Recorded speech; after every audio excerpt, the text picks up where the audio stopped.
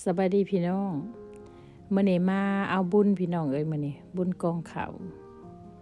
เอาเขามาโมน้ำเพิ่นได้เขาแน่ได้หมักหุ่งแน่พี่น้องเอ้ยมาห่วมบุญห่วมทานน้ำเพิ่น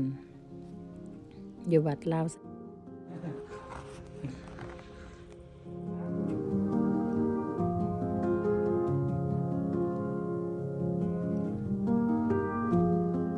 เนาะข้าวนี่ก็เครื่องมะพร้าวแล้วก็เครื่องมะพร้าวนี่ล่ะนี่มีเบิดทุกอย่างนี่นะก็มา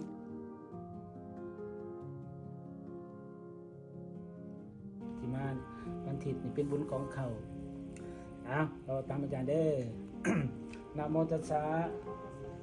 ภะคะวะโตอะระหะโตสัมมา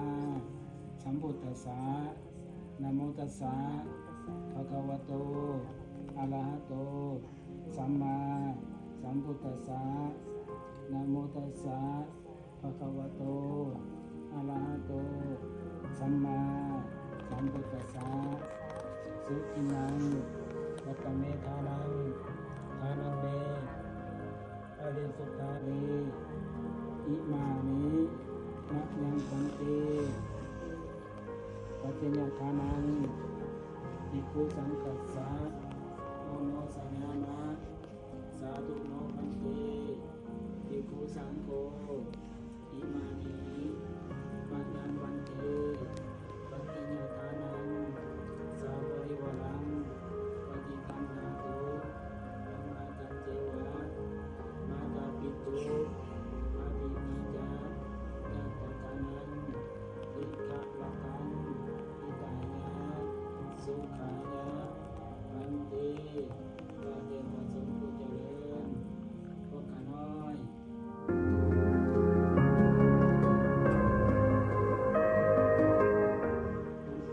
ขอน้อมถวายปัจจัยเถิดสาธุสาธุสาธุอนุโมทนาสาธุสาธุคนตั้งแก้วคนตั้งจิตกินจะถูกเป็นระบบเป็นหลักเป็นกัดเป็นหลักอายุคุโนสุขังพระลังจากนั้นนาปะทันติสาธุ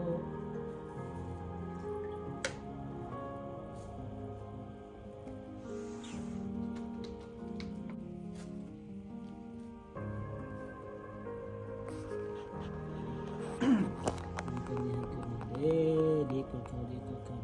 ของเราเป็นไปถึงประสงค์แล้วมาปลูกแกนนำตมแกนไว้เด้อภายสินินเด้อมาจากคนทำบุญมาออกตุนยังมีดีแม่การปลูกเรื่องสัพพสิวิสัสตินันติปามิตากัทังวิเนนันติติวิสัสติวิอานาเกตังวิสัสติตัสสะตัสสะตัสสะ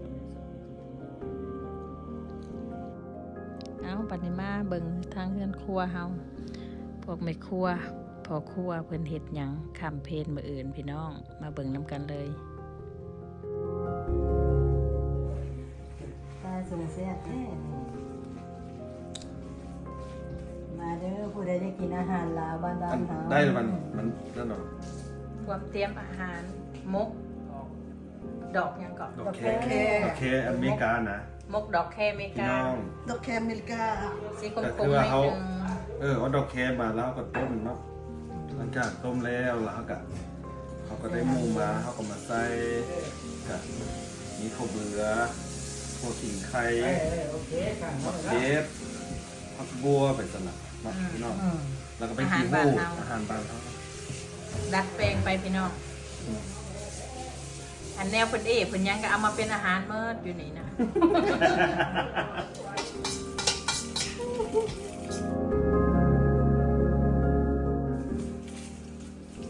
กำลังเห็ดมกอยู่พี่น้อง พี่น้องมามื้ออื่นพี่น้องมามื้ออื่นนะจ๊ะ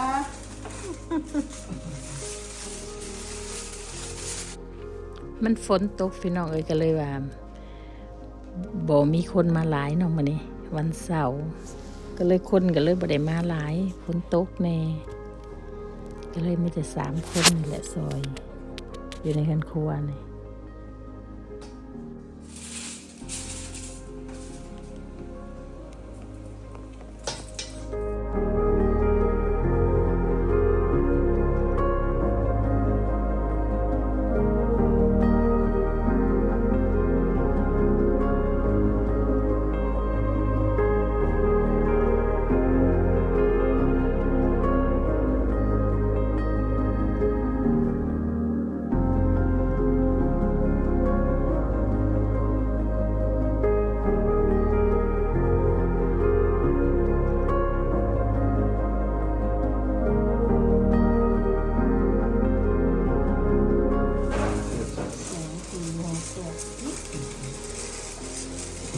จะได้มาน้ำหลังเราก็ได้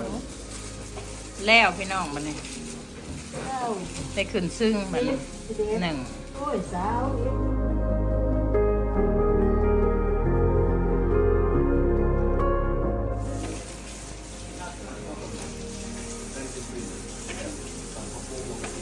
ยังวะ